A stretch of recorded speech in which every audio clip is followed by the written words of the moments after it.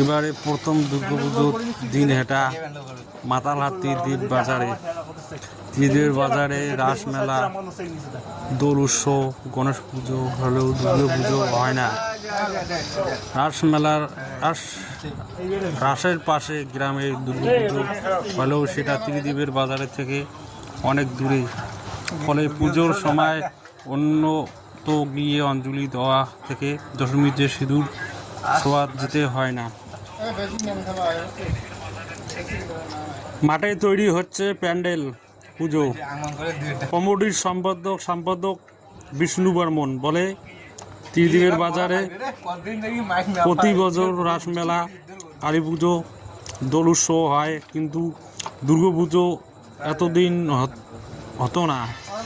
এখানকার বাসিন্দাদের অঞ্জলি দিতে হয় পাশের গ্রামে, তাই আমরা এবার থেকে পুজো শুরু করার সিদ্ধান্ত নেই। গ্রামের লোকজন মিটিং করে দায়িত্ব ভাগ করে পুজোর প্রস্তুতি শুরু করে দিয়েছিল। সকলের সহযোগিতা করছেন জ্যোতিষী দেবীর বোধন।